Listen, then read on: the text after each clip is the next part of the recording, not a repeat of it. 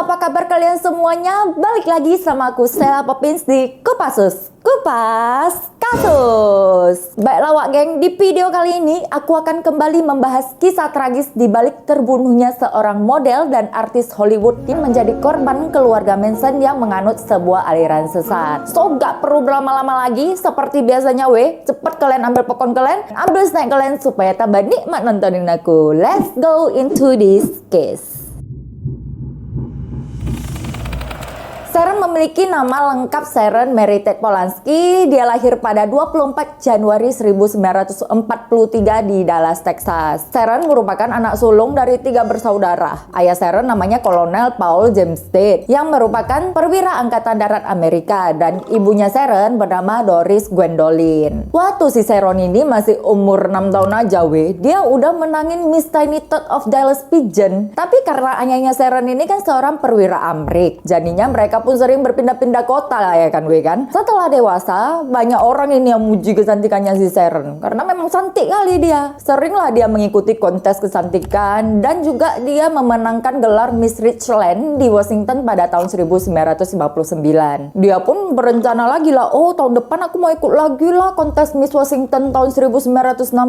Tapi belum lagi kesampaian rencana si Sharon ayahnya udah dipindah tugaskan lagi. Jadinya keluarga si Sharon ini harus pindah lah kan ke Italia, Verona. Nah, di Verona inilah si Sharon mulai memiliki sahabat yang mana sahabatnya itu memiliki ketertarikan yang sama di dunia film juga. Hal itu pun membuat mereka berhasil menjadi pemain figuran di film Hemingway of a Young Man. Nah, semenjak film itu pun tekad si Sharon ini makin kuat lagi untuk jadi artis kan. Dia berusaha terus lah, dan pernah juga dia ikut screen test di Roma. Tapi bisa dikatakan dia gagal karena dia nggak dapat peran apapun setelah screen test itu. Nah, setelah itu dia pun memutuskan, udahlah aku diambil aja lah. Ditelepon jalan mamaknya kan, oh mak, aku diambil aja lah ya mak ya, melanjutkan studi aku. Sekalian aku mau cari kerja di bidang film mak. Jadi dipikir ibunya ya udahlah kan, nggak bisa aku bilang apa-apa, orang itu pun impian anakku. Dan pada tahun 1962 si Sharon ini pun pindahlah kan ke Los Angeles. Nah di sana dihubunginya agensi Bayman. Jadi Bayman ini dulunya mantan si Sharon saat dia berperan di film Hemingway of a Young Man. Cinta lokasi kayak gitu nah mereka. Agennya si Bayman ini bernama Harold Gavsky. Nah setelah nego sana sini, setujulah si Harold untuk menjadi agen perwakilan Sharon dan mencari job buat si Sharon. Dan memang setelah itu si Sharon mendapatkan beberapa job Singkat cerita, si Sharon akhirnya mendapatkan peran lah di sebuah film yang berjudul The Fearless Vampire Killers. Nah disinilah si Sharon mulai dekat sama seorang sutradara yang bernama Roman Polanski. Dan setelah syuting ini berakhir, pindah si Sharon ke apartemennya si Roman untuk tinggal bersama. Pokoknya semenjak sama si Roman ini, si Sharon mulailah mendapatkan peran penting di film-film hingga mendapatkan peran utama juga. Dan pada akhirnya tahun 1967 si Sharon sama Roman pun memutuskan untuk menikah dan mereka tinggal di Eaton Square di Belgravia, London. Tapi Sharon sama Roman ini sering terpisah ya karena masing-masing dari mereka kan sibuk sama karir mereka masing-masing kan. Dan waktu pun berjalan, karir si Sharon makin lama pun makin melejit dia. Dan sekitar tahun 1968 ia dinominasi sebagai artis bintang baru tahun itu di Golden Globe Award dan mendapatkan penghargaan Golden Laurel. Nah, semenjak ini tarif si Sharon pun dalam membuat film makin tinggi lagi Namun di akhir tahun 1968 si Sharon ini pun hamil dan pindah ke Cielo Drive, Benedict Canyon, Los Angeles pada 15 Februari 1969. Saking sibuknya si Roman ini, pas si Sharon hamil tua pun Roman gak ada di sampingnya si Sharon Tapi si Roman ini tetap khawatir lah dia sama istrinya karena kan sendirian si Sharon itu di rumah. Jadi si Roman pun meminta pada Frykowski dan Abigail Folger untuk tinggal di rumah mereka menemani Sharon sampai si Roman ini balik. Dan sebenarnya si Sharon pun agak kesel dia sama suaminya kan, udahlah aku hamil tua lagi, aku nggak pernah kau ada di samping aku, kau janji mau pulang tapi nggak pulang-pulang kau sih, kau undur-undur katanya kan. Dan kekecewaan si Sharon ini pun diceritakannya kepada artis yang bernama Joan Petit dan Barbara Lewis saat si Sharon ini mengundang mereka makan siang bersama di rumahnya gitu. Dan malam harinya si Sharon pun pergilah ke Cafe El Coyote bersama dengan Jay Sebring, Frykowski, dan Folger. Berempat mereka perginya. Habis itu setelah mereka ngape-ngape, makan-makan, pulanglah mereka berempat sekitar pukul 10.30 malam. Dan siapa yang sangka malam itu adalah malam tragis buat mereka berempat. Tepat lewat tengah malam, Sharon, Sebring, Frykowski, dan Volker dibunuh oleh anggota aliran sesat keluarga Manson. Dan mayat mereka berempat ini ditemukan keesokan paginya oleh pengurus rumah Sharon yang bernama Winifred Champagne. Nah, lihat mayatnya udah di mana-mana, si Winifred ini pun langsung lah diteleponnya polisi untuk melaporkan kejadian itu. Gak lama setelah melaporkan kejadian ini pun polisi datang ke TKP. Tapi pas di jalan masuk arah rumah si Sharon, polisi menemukan sebuah mobil yang di dalamnya ternyata ada seorang pemuda yang udah mati di luar dan diidentifikasi orang tersebut bernama Stephen Perrin. Habis itu polisi pun masuklah ke rumah si Sharon dan mengecek sisi rumahnya. Di ruang tamu polisi menemukan Sharon dan Sebring. Pas didekati, ternyata Sharon sama Sebring ini lehernya udah diikat pakai tali yang panjang dan tali itu menghubungkan keduanya. Paham kalian ya? Jadi talinya itu dililit di lehernya si Sebring, habis itu ada tali penghubung ini dililit lagi ke lehernya si Sharon. Bahkan di bagian badannya si Sebring itu ada ukiran tulisan kayak war kayak gitu nah tulisannya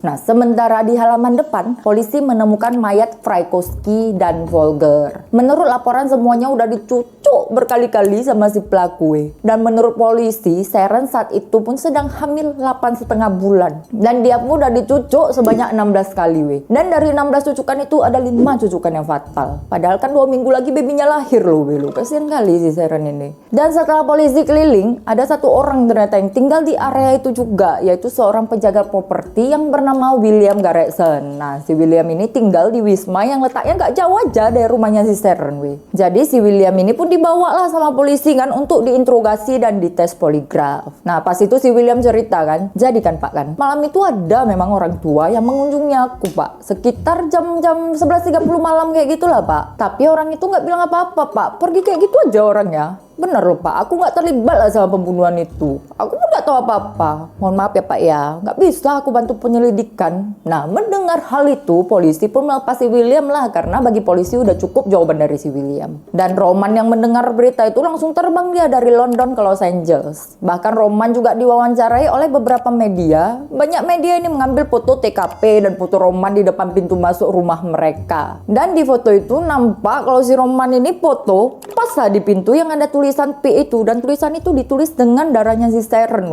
Tapi gara-gara foto ini kan, si Roman banyak menuai kritikan dari media. Tapi Roman pun memberi klarifikasi lah kan, sengaja gue suruh media itu ambil semua fotonya, semua gambar TKP-nya. Aku pengen tahu siapa yang sebenarnya membunuh istriku katanya. Dan pada 13 Agustus 1968, Sharon pun dimakamkan di pemakaman salib suci Culver City, California bersama dengan putranya yang belum sempat dilahirkannya dan dinamakan Paul Richard Polanski. Sementara Jay Sebring juga dimakamkan di tempat yang sama. Semenjak kematian si Sharon, film-film Sharon pun mencapai popularitas yang tinggi bahkan lebih besar daripada awal film itu dirilis. Dan beberapa surat kabar juga mulai berspekulasi lah tentang motif pembunuhannya. Di media itu dicantumkan beberapa foto-fotonya si Sharon, dan kata media foto itu diambil untuk ritual setan. Padahal sebenarnya foto yang diduga mereka itu adalah foto produksi saat pembuatan film Eye of the Devil Kan di film itu kalau nggak salah si Sharon berperan jadi penyihir Dan berita ini pun buat si Roman marah lah kan. Langsung dibilangnya ke media, pernah nggak sih kalian tulis hal yang baik tentang istriku? Kenapa si Roman ini ngomong kayak gitu Karena dari dulu si Sharon memang mendapatkan banyak kritik selama hidup dia, yang tentang foto telanjang dia lah, kalau nggak yang mengenai peran dia yang di film ada adegan wek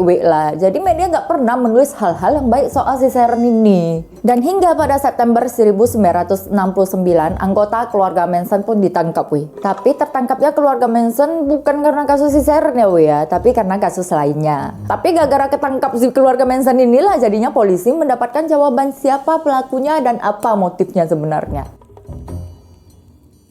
Seorang pemimpin sekte aliran sesat yang bernama Charles Manson dan 4 pengikutnya terbukti menjadi pelaku yang udah membunuh Sharon. Jadi pada malam itu, si Manson memerintahkan pengikutnya lah yang bernama Charles Ted Manson untuk pergi. Watson, kau pergi ke 10050 Cielo Drive dengan beberapa anggota lainnya. Kalian ke sana, habis itu kalian bunuh semua orang yang ada di sana sekejam mungkin. Pokoknya siapapun yang ada di sana lah. Jadi sebenarnya sebelumnya si Manson ini kenal sama penyewa yang bernama Terry Melcher. Driver. Jadi Terry ini dulu tinggal di Cielo Drive tempat si Sharon ini tinggal lah. Memang si Sharon suka kali sama rumah itu, makanya diambilnya dari si Terry. Dan ternyata sebelumnya si Manson sama Terry ini ada mau kontrak rekaman kayak gitu tapi entah kayak mana Terry gak jadi kontrak sama si Manson. Entahnya dendam kan si Manson juga kan kan. Jadi ya udah berangkatlah si Charles Watson, dibawanya Susan Atkins, Patricia Cranwickle, dan Linda Kasabian. Berempat lah mereka pergi kan. Pas sampai ke alamat yang dikasih Manson, mereka ketemu nih sama mobil yang dikendarai oleh Stephen Perren. Nah, tujuan si Stephen lewat sana kan karena dia mau mengunjungi seorang penjaga kebun di wisma dekat alamat si Sharon. Tapi karena si Watson dikasih tahu untuk bunuh siapapun yang ada di alamat itu, makanya si Stephen ini diduar lah sama si Charles. Padahal cuma mau lewatnya si Stephen ini kan. Sementara Atkins sama Cranwickle udah masuk duluan mereka ke rumahnya si Sharon kan. Dan si Kasabian ini disuruh jaga gerbang kau ya di sini Kasabian. Nah, terus si Watson menyusul lah 2 orang yang udah masuk duluan ke rumah si Sharon. Dan pada saat itu katanya sebenarnya si Sebring, Sharon, Frykowski sama Folger ini dikumpulkan berempat di ruang tamu Namun Sharon sama Sebring diikat lehernya pakai tali yang udah menyatu gitu nah. Dan kemudian saat itu juga si Sebring langsung diduar dan dicucuk sampai mati sama mereka. Sementara Frykowski sama Folger yang lihat itu sampai kabur, mereka berhasil memang kabur keluar dari rumah. Tapi pas mereka lari, rupanya Charles dan Cranwickle berhasil mengejar mereka dan langsung membunuh keduanya. Frykowski dicucuk sebanyak 50 kali dan diduar 2 kali. Sementara Folger juga dicucuk dan ada beberapa sayatan di pipinya juga Makanya kenapa mayat mereka dua ini kan ditemukan terpisah kan sama si Sharon dan Sebring. Nah, selesai membunuh 2 orang itu, Atkins yang tadinya jaga gerbang ikut masuk dia bersama dengan Watson untuk mengeksekusi Sharon. Seperti yang aku ceritakan tadi ya, dicucuk 16 kali. Setelah semua isi rumah udah mati, si Atkins menggunakan merah-merah si Sharon ini untuk menulis kata pik di depan pintu. Dan di malam berikutnya anggota sekte ini pun melakukan hal yang sama di tempat lain Aku gak perlu cerita ya soal ini. Kita fokusnya sama si Sharon aja. Intinya pola mereka itu sama. Setelah membunuh semuanya, mereka akan meninggalkan tulisan menggunakan merah-merah di sekitar rumah, di dinding lah, di pintu lah. Dan sedikit soal sekte keluarga Manson ya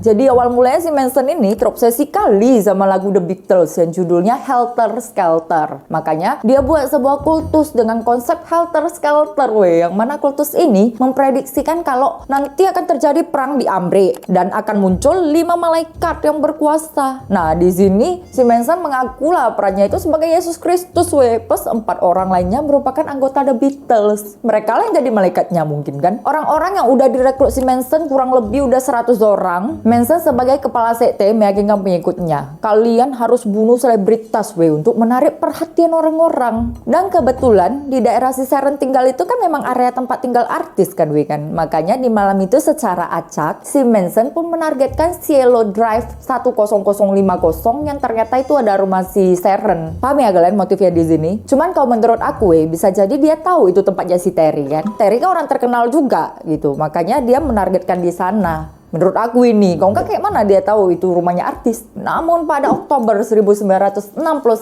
anggota sekte Manson ditangkap di markas mereka yang letaknya di peternakan Span di Death Valley. Atkins yang merupakan salah satu anggota sekte saat di penjara juga menceritakan ke teman selnya nih soal pembunuhan si Sharon. Atkins ini kalian tengoklah fotonya, mukanya aja udah kayak iblis Dan hingga pada Januari 1971, Charles Manson, Atkins, Van Houten, dan Cranwickle dinyatakan bersalah. Awalnya mereka semua ini dapat hukuman mati tetapi berubah jadi penjara seumur hidup setelah California menghapus hukuman mati pada tahun 1972. Nah, meskipun mereka memenuhi syarat untuk bebas bersyarat, tapi permintaan mereka itu ulang-ulang ditolak, gak boleh pokoknya. So inilah kisah Sharon Tate ya wak gengku. Thanks buat wak gengku yang udah request kasus ini. Dan buat kalian yang mau request kasus lainnya juga kalian boleh drop komen kalian di kolom komentar sebanyak-banyaknya. Kalau cocok kita gaskan ya Thanks juga buat yang udah support aku dengan klik like, share, komen, dan subscribe. Pokoknya kalian amazing kali lapiu-lapiu wak geng. Ya udah ya aku Sheila Popin. Sampai jumpa lagi di next Kupasus. Bye bye.